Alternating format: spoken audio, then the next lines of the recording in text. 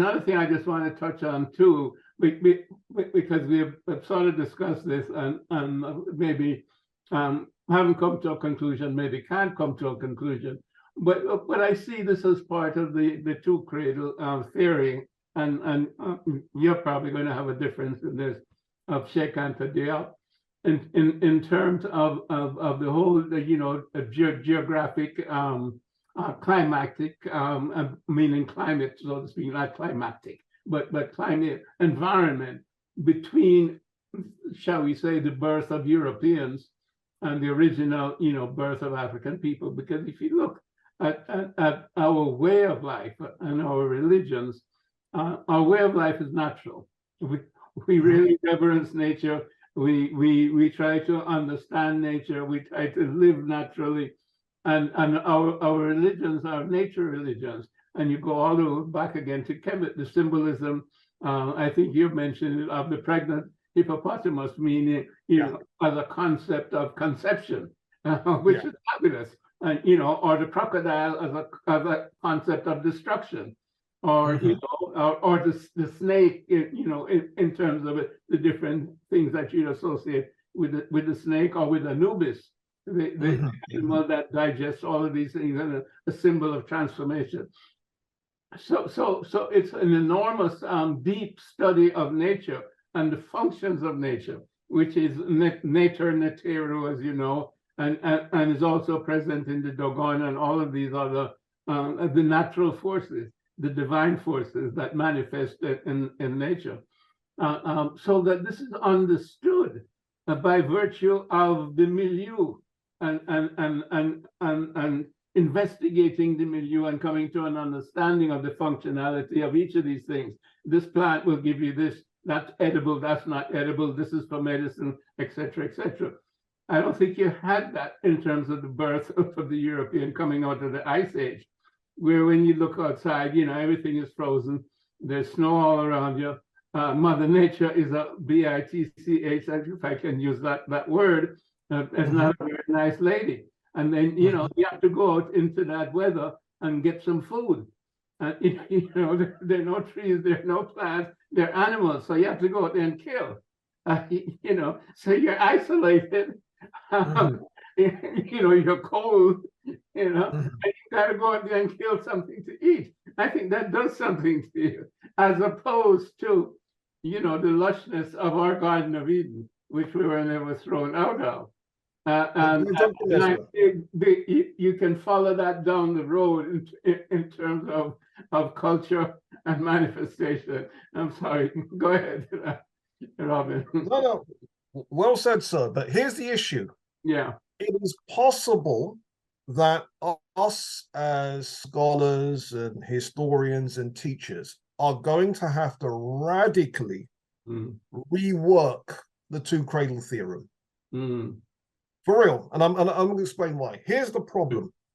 When Professor Sheikh Anta Diop wrote that, the evidence seemed to suggest that Europeans have been around in their present form for about 22,000 years.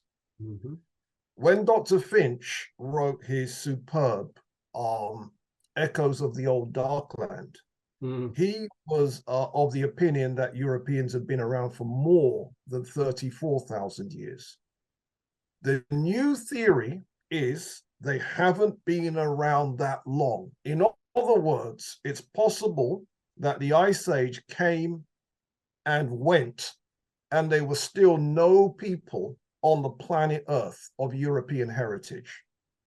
Greetings. My name is Robin Walker. I'm also known as the Black History Man. I am perhaps best known for my 2006 book, When We Ruled. Based on this book, I'm launching a new online history course aimed at you, the adults. You could be a parent, you could be a teacher, a mechanic, cleaner, professionals, care workers, security guards, taxi drivers, kitchen workers, entrepreneurs, tech heads, lawyers, all of you. We want people from all over the world to be empowered by our content. We want you to gain mastery over your history and heritage. And you can do this by subscribing to our course. Click on the link to get this powerful, life-changing material.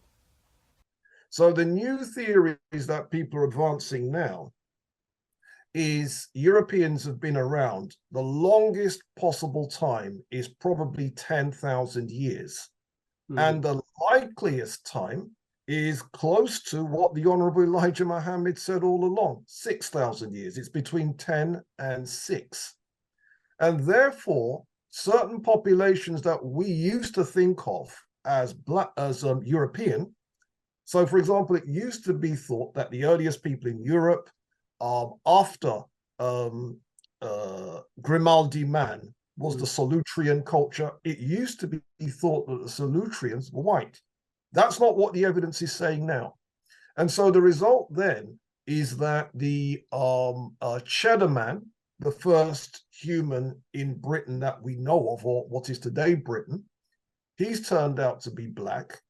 An article and a documentary came out in Sweden where they talk about the very first Swedes, and they are quote unquote dark-skinned, and all the alt-rightists came out in force to try and push back, but they couldn't push back because they don't have the counter evidence. Ireland, I have a news story where they've admitted that Ireland, the very first people there, were the same as Cheddar man. The most recent one, you may have heard of a mummy that was found in Turkey, and it was originally thought to have been light-skinned. And I think the evidence came out within the last 2 months that it was actually dark-skinned. And the result then is that when we are looking for the presence of light-skinned people, you're not going to find anything before 10,000 years. And even in 10,000 years, it's going to be small pockets of populations. So what that means then is that it's quite possible that European culture is shaped by the harshness of Europe. But it wasn't shaped by the Ice Age because they don't go back far enough.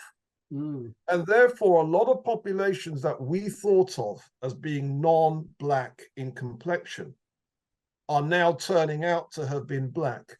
And if data is coming forward, such as the spread of European appearances is between 10,000 and 6,000 years ago, it also means that a lot of civilizations that we thought came out of the European Ice Age or whatever, a lot of that stuff would have been us. And consequently, we need to rethink and rework the Two Cradle Theorem, because in other words, Diop was being generous when he said 22,000 years. That's not what the scholarship is saying now. And therefore, when it comes to Europeans and their contempt for God, their individualism, their culture of competition and aggression, all the things that Diop talks about, it may be a part of their culture, but it didn't come from the Ice Age. Why? Because they didn't exist. As a thank you for visiting our website, we are giving you a free copy of our exclusive 100 Black History Facts, which is in fact a taster of our course content. Make sure you leave your email address and we will send it right to you. We hope it inspires you to dig deeper into your history and heritage. Yeah, but there were descendants of the people who existed in the Ice Age. And you know, it's not so much a matter of complexion. I don't think, because if you look at it from the DNA perspective, you know, and if you look at it from the perspective that we're all of one race, I think ultimately what we're saying, and we get back now to epigenetic science, meaning that there are things that work on the genes, if you will, in a simplified sense. You have a certain set of genes. And even though if you know they set out to map the genome, they haven't really done it because they found a lot of stuff that they don't know what it is, et cetera, and they don't know how it applies. So even if science has gone that far, I mean, it's not comprehensive in that sense. Because, for example, you know, I think a butterfly may have almost as many genes as we have. So that is something more than just the number of genes spread out, in a different fashion, chemical fashion. So if we say there's one human species, then we have to say there's one genome that carries the information that makes us human. And then nowadays, of course, we now understand that changes in the environment or changes in your mindset can alter how your genes express themselves. It's an expression of the same genes, because then these things can turn on certain genes and turn off certain genes. And to me, then I believe that this is the situation. Certain genes were turned on or off by the Ice Age, and of course we went over there. As African people, we went over there. Dark-skinned African people, the Grimaldi. And somehow over time, and that may have happened, say, 40,000 years ago. And over time, between that and we used to say 15,000, now you're saying 10,000. Between that, when the first, white person was found in Europe, and I don't know what number is now for the first Chinese person or a Mongolian person, not Mongoloid, was found, in Asia. So the numbers have to be reoriented. But I think the genetic facts, well, not that we know the genetic facts, but we create a genetics theory, that says that we all have the same genes, but when we live in a certain area, in a certain environment over a certain period of time, then our interaction with the environment then turns on certain genes and turns off certain genes. And it doesn't matter our skin complexion. And if you look, let's say you look at the United States of America, and subsequently post-slavery at the present time now, we have Black people who are in the Pentagon, or whatever his name is, the chief of the armed services, a Black man. We've had Black presidents, and et cetera, et cetera, et cetera. Congressional Black Caucus, or if you will, and so on and so forth, expressing, very much the same ideology and manifesting the same behavior as both white counterparts.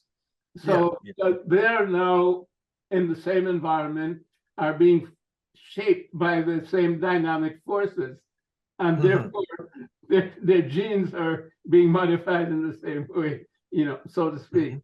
So I've not abandoned my two cradle theory. I rest it now on a genetic basis. No, well said, sir. Okay. Interesting. But I genuinely believe that, and it has some scientific basis, but of course you can't prove it in that sense. But it makes some degree of sense, and it allows you to be somewhat comfortable in explanations of what have happened in terms of history, and